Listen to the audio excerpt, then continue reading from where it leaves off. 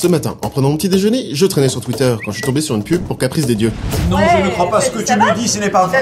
Ce n'est pas possible Bah, que écoute, tu on ne est le au rates restaurant. Il ne le rate ouais. pas. J'aime pas le fromage et pourtant, j'ai eu envie d'en acheter.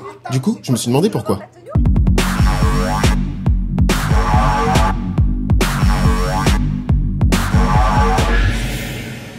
Comment montrer une publicité à un public qui ne peut pas en voir? Oui, toi, jeune entre 18 et 35 ans, c'est à toi que je m'adresse. Peut-être même que c'est toi qui m'as dit en commentaire des précédents Outpub. Oui, mais moi, je n'ai pas la télé. Certes, mais tu es sur YouTube et peut-être même sur Facebook, Twitter, Instagram, Snapchat, LinkedIn, Pinterest. Bref, des réseaux auxquels tu accordes du temps de cerveau disponible. Alors, pour s'adresser à toi et te vendre un produit, les marques essayent de te comprendre ce que tu regardes, tes codes sociaux, pour s'en inspirer et te faire avaler le message. C'est le cas de cette série de publicités dans laquelle la marque met en scène Paul et Aurélie, un jeune couple extrêmement lisse qui tente de faire une story lors de leur dîner, mais à qui il n'arrive que des cocasseries. Des enfants turbulents dans la salle.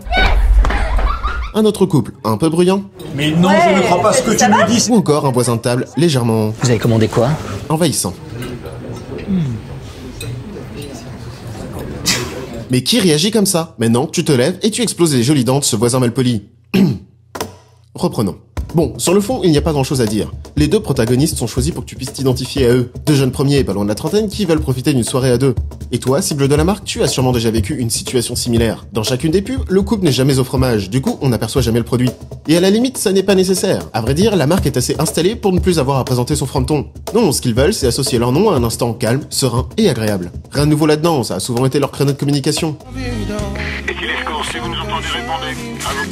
Achète ce fromage pour t'isoler du monde et passer un moment privilégié autour d'un produit laitier. Et justement, au restaurant, dans un lieu public, impossible de trouver ce calme. Alors que si Paul et Aurélie avaient acheté du Caprice des dieux, au moins ils auraient été en paix à bouffer leur fromage devant la télé. Bon, vous comprenez l'idée. Associer l'image d'une marque à un sentiment agréable est plus efficace que d'essayer de vendre un produit utile, bon ou sain pour la santé. Parlez au cœur plutôt qu'à l'esprit. Mais ça, on en reparlera une autre fois. Ce qui est réellement intéressant avec cette pub, c'est son format. Bah oui, pour bien te faire comprendre que cette publicité s'adresse à toi, cher millénial, ils ont opté pour le format vertical, avec un habillage qui te laisse reconnaître une story. Et depuis peu de temps, ce format se répand de plus en plus dès qu'il s'agit d'une pub destinée à la génération Y, qui traite de près ou de loin de quelque chose en lien avec le téléphone.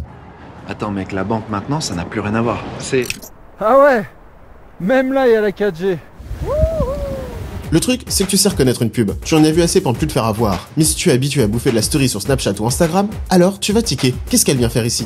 Soit elle n'a pas sa place à la télé et elle va t'attirer l'œil, soit elle passera sur les réseaux et son format atypique pour une publicité te fera plus facilement accrocher. Et si tu es comme moi, tu verras le post avant de voir le nom de celui qui l'a posté. Et bim, sans même t'en rendre compte, tu regardes une pub. Et c'est là tout l'enjeu des publicités. La plupart du temps, quand on voit une pub, on la zappe, on la passe, on s'enfuit. Sauf si elle réussit le miracle de nous accrocher pour rester jusqu'à la fin. Que le message soit entré dans nos petites têtes et que la marque affiche sa couleur devant nos mirettes. Seulement voilà. Aujourd'hui, tu ne te fais plus avoir. Quand tu fais défiler ton fil d'actu, tu reconnais dès les premières images que ça...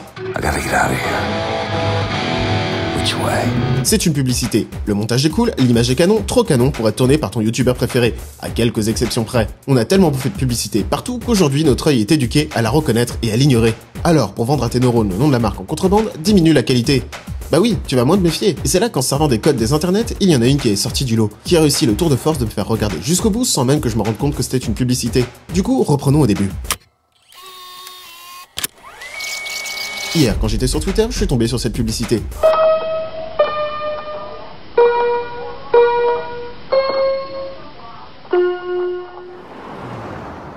Quoi? Encore vous? Vous n'avez pas eu assez la dernière fois? Bon, ok. Cette publicité pour Volkswagen utilise une vidéo à caractère viral pour te hameçonner. C'est le genre de vidéo qui se lance en automatique dans ton fil d'actu et que tu peux passer 30 secondes à regarder parce que, on va pas se mentir, il est mignon ce gamin. Mais par rapport au produit vendu, une voiture, ça n'a aucun putain de sens. Même le message final, redevenez celui que vous avez toujours été? Sérieux? Ce message est tellement type qu'il pourrait faire le slogan de presque n'importe quelle pub. Sauvage. Non, le vrai intérêt c'est le hameçonnage. 15 secondes de vidéo buzzable pour mettre en pause ton adblock cérébral et te manger en pleine tronche ce logo. Et c'est là tout le génie de cette pub. Réussir à graver le nom de la marque dans nos esprits pour que toi, jeune adulte, tu l'aies dans un coin de ta tête lorsque tu te demanderas quelle voiture je vais bien pouvoir acheter.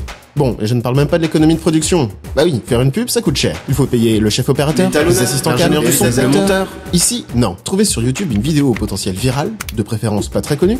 Achetez les droits, j'imagine, puis mettez votre logo à la fin pour qu'il investisse l'esprit de la cible. Et voilà, vous avez une pub. Fourbe qui plus est. Du coup, j'ai mangé du fromage dans ma voiture, j'ai fait une tâche, ça m'a saoulé, j'ai tout jeté. Et au restaurant. Il ne le rate pas, il ne peut pas le rater. Will you shut the fuck up and listen to me?